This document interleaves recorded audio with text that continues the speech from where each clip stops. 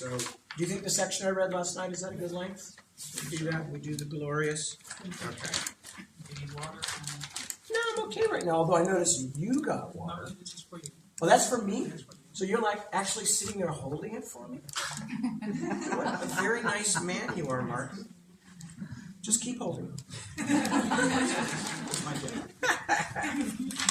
All right, so hang on. All right, so I'm just going to read a short section from the first chapter, skipping over the afterword. I don't think this spoils anything too badly, because if you even look at the back of the new books, you learn a few things about which characters are still alive in the new books. So this chapter is number 1, and it's called The Glorious. Oh, one other thing. You don't have to know much. Even if you know the original material, you're perfectly fine with this. The only other thing I will explain is that I am not going to sing the singing part. The voice is gone. It's not that great in the first place, but I will speak them in a declamatory fashion so that you will know they are the song. Chapter 1, The Glorious. The pavilion walls billowed and snapped as the winds rose. Tiamat thought it was like being inside a large drum. Many people in the tent were trying to be heard, but the clear voice of a young minstrel floated above it all, singing a song of heroism. Sing ye loud his royal name, Sailman the glorious. Spread it far, his royal fame, Sailman the glorious. The king did not look glorious. He looked tired. Tiamat could see it in the lines of Simon's face, the way his shoulders hunched as if he awaited a blow. But that blow had already fallen. Today was only the grim anniversary. Limping more than usual because of the cold day, little Tiamat made his way among all the larger men. These courtiers and important officials were gathered around the king, who sat on one of 2 high-backed wooden chairs at the center of the tent, both draped in the royal colors. A banner with the twin drakes, the red and the white, hung above them. The other chair was empty. As a makeshift throne room in the middle of a Hernisteer field, Tiamat thought, it was more than adequate, but it was also clearly the one place King Sailman did not want to be. Not today. With hero's sword in his right hand and naught but courage in his heart, did Sailman make his gallant stand, though cowards fled apart. When the hell-spawned Norns did bring foul war upon the innocent, and giants beat upon the gates, and Norn sails filled the Glenewent. I don't understand you, said the king loudly to one of the courtiers. In truth, my good man, I haven't understood a thing you've said, what with all this shouting and caterwauling and singing.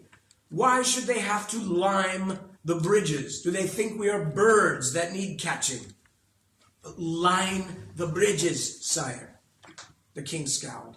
I know, Sir Murtagh. It was meant as a jest, but it still doesn't make any sense. The courtier's determined smile faltered. It is the tradition for the people to line up along the bridges as well as the roads. But King Hugh is concerned that the bridges might not stand under the weight of so many. And so we must give up our wagons and come on foot, all of us? Sir Murtagh flinched. It is what King Hugh requests, your majesty. When armies of the Stormlord came unto the very Swertcliff plain, who stood on Hayhold's battlements and bade them all turn back again, sing ye loud his royal name, Sailman the glorious. Spread it far his royal fame, Sailman the glorious. King Simon's head had tipped to one side. It was not the side from which he was being urgently addressed by another messenger, who had finally worked his way to a place beside the makeshift throne. Something had distracted Simon.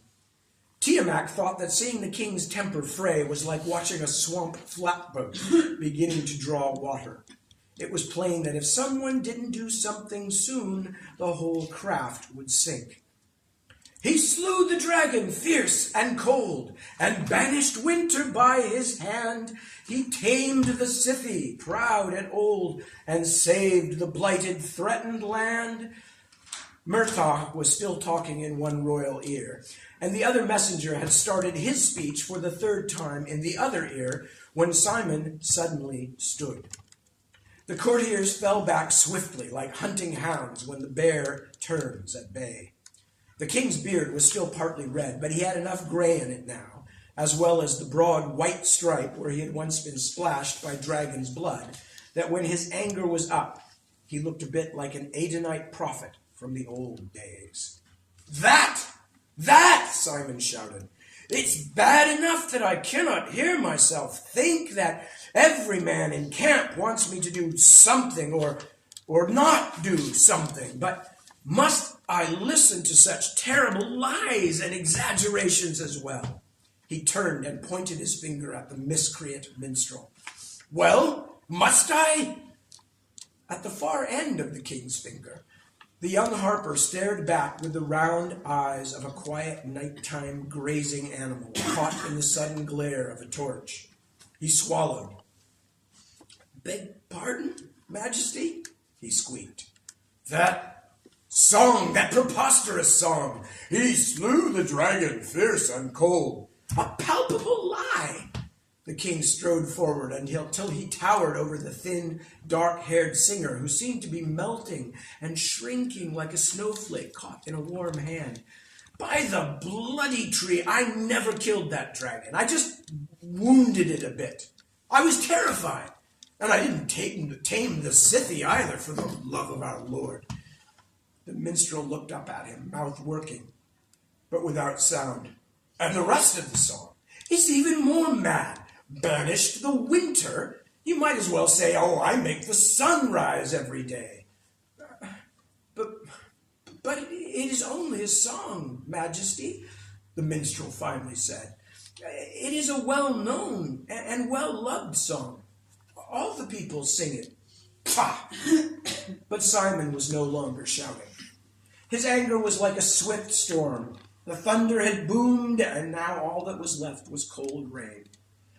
Then go sing it to all the people. Or better yet, when we return to the hay-hole, ask old Sangfugel, the minstrel, what really happened. Ask him what it was truly like when the Storm King's darkness came down on us, and we all pissed ourselves in fear. A moment of confused bravery showed itself on the young man's face. But it was Sangfugel who made that song, Your Majesty, and he was the one who taught it to me. Simon growled. So, then all bards are liars. Go on, boy, get away from me. The minstrel looked quite forlorn as he pushed his way toward the door of the pavilion. Tiamat caught at his sleeve as he went by. Wait outside, he told the singer. Wait for me. The young man was so full of anguish that he had not truly heard. I beg pardon. Just wait outside for a few moments. I will come for you. The youth looked at the little Ranneman oddly, but everyone in the court knew Tiamat and how close he was to the king and queen.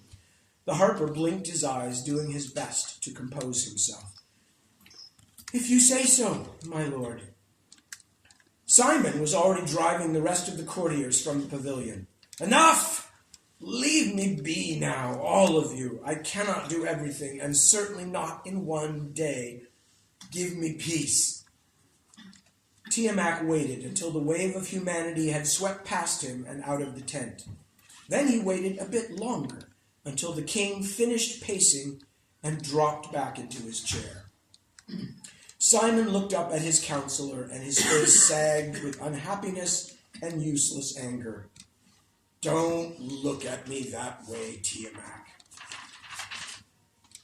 The king seldom lost his temper with those who served him, and was much loved for it. Back home in Erkenland, many called him the Commoner King, or even the Scullion King, because of his youthful days as a hay-hole dog's body. Generally, Simon remembered very well indeed what it felt like to be ignored or blamed by those with power.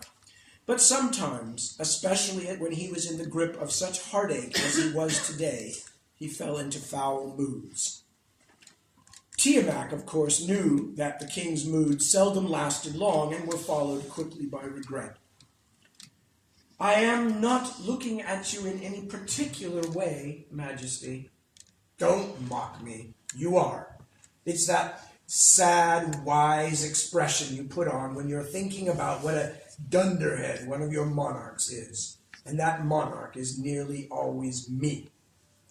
"You need rest, Majesty." It was a privilege to speak as old friends, one that Tiamat would never have presumed on with others in the room. "You are weary, and your temper is short." The king opened his mouth, then shook his head. "This is a bad day," he said at last. "A very bad day. Where is Miriamel?" "The queen declined any audiences today. She is out walking. I am glad for her. I hope she is being left alone, as much as she wishes to be. Her ladies are with her. She likes company more than you do on days like this. Days like this. I would like to be on top of a mountain in the Trollfells with Binnebik and his folk, with nothing but snow to look at and nothing but wind to hear." "We have plenty of wind for you here in this meadow," Tiamat said, "but not too much snow, considering that there is still almost a fortnight of winter left." "Oh, I know what day it is, and what month," Simon said. "I need no reminding." Tiamat cleared his throat. "Of course not. But will you take my advice? Rest yourself for a while. Let your unhappiness cool. It was just hearing that nonsense over and over. Simon the hero, all of that. I did not seem such a hero when my son..." "Please, Majesty. But I should not have taken it out on the harper." Again, the storm had blown over quickly, and now Simon was shaking his head. "He has given me many a sweet hour of song before. It's not his fault that lies become history so quickly. Perhaps I should tell him that I was unfair, and I am sorry." Tiamat hid his smile. A king who apologized. No wonder he was tied to these two monarchs with bonds stronger than iron.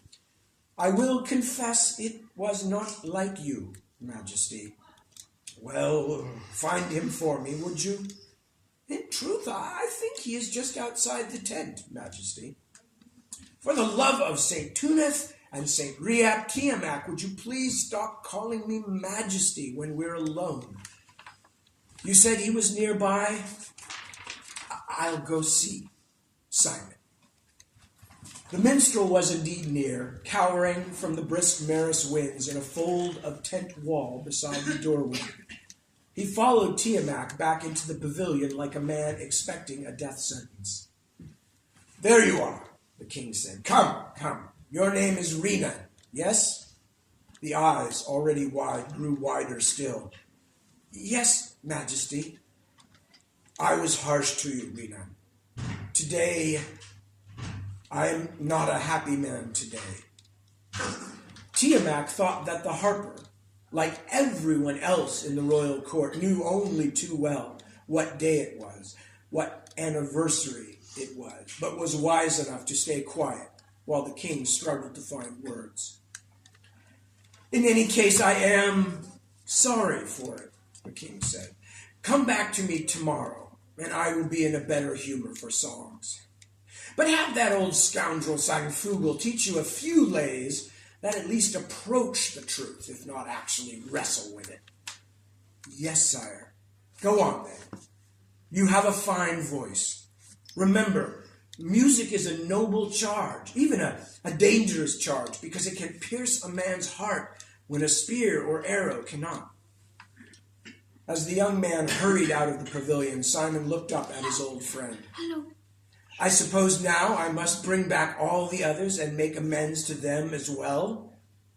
"I see no reason why you should," Tiamat told him. You have already given them all the hours since you broke your fast.